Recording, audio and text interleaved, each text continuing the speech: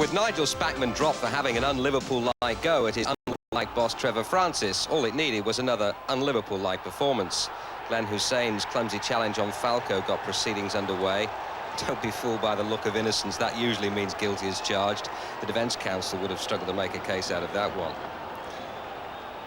Paul Wright's penalty technique, right out of the Franny Lee school. Now, how John Barnes finished up on the losing side in this one is a complete mystery to me. Danny Maddox probably panicked a little bit when he saw the Barnes left shaping up to do a typical piece of damage, and that was a most definite penalty. The Barnes technique, right out of the James Dean school.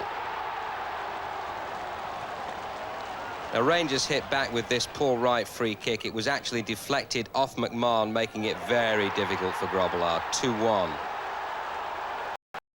Difficult to understand him at the best of times, but you probably get the gist.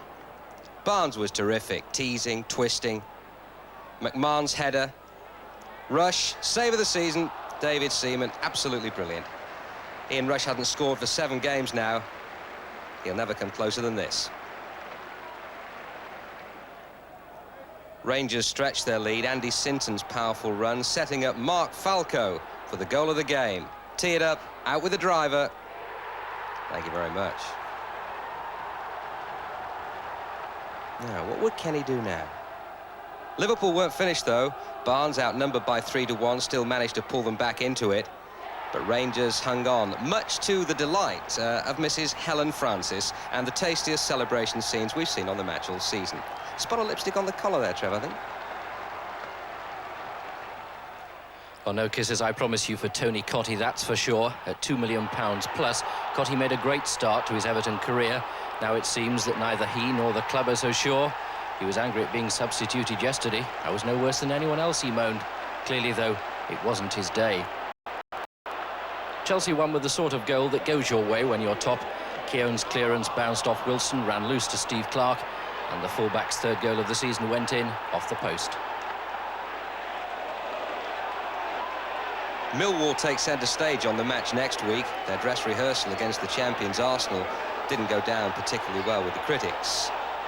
Michael Thomas arriving right on cue.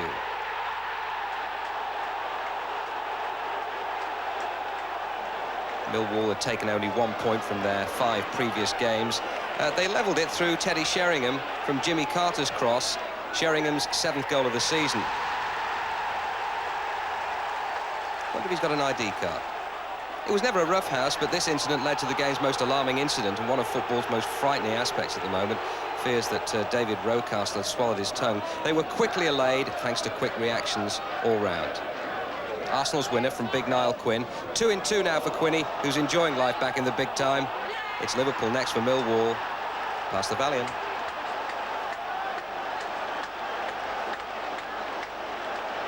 Norwich City players will want to forget last weekend, that's for sure. Aston Villa were looking for another goal bonanza, and this is probably the best goal Derek Mountfield will ever score. Pity it was for Norwich.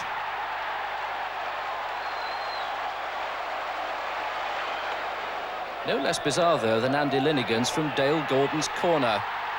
I'll leave you to guess what part of his anatomy got the final touch. Manchester City, in search of their first away win, were routed. They held out for a quarter of an hour before Mark Wright followed up his own header to score. Trevor Hebbard made it 2 before half-time from Wright's flick on. Now, Bobby Robson picks Wright on Wednesday. Confidence won't be his downfall. Mind you, it never was. Hebbard racing through, Dibble racing out, Bishop racing back, crunch time. Dean Saunders 3-0. Saunders actually does brilliantly to keep this ball in and then sets his sights on goal before getting mugged by Brian Gale, who'll become the target of abuse for City fans long before this. Colin Hendry looking on. 4-0, Dean Saunders' 10th of the season. And 10 minutes left. Goddard in on the act, underlining his quality in a one-to-one situation. Nobody does it better. And a great team goal to finish with, similar to one scored by City themselves against United. But City an entirely different proposition at home. McMinn to Micklewhite, all over.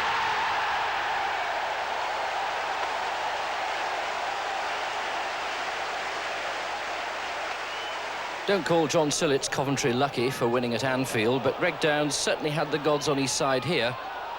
Still, the referee believed him, and that's what matters.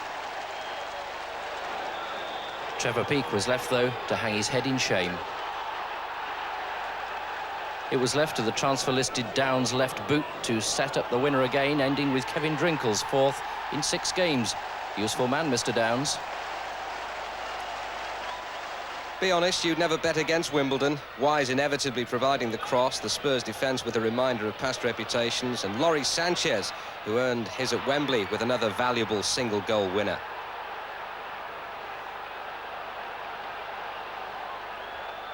Apologies, Ron Atkinson, but we've only got one of the 3 goals that yesterday doubled your league tally for the season. And with apologies to David Hirst, who scored the missing 2, here's Dalian Atkinson making his mark from King's Cross, doing it big Ron's way.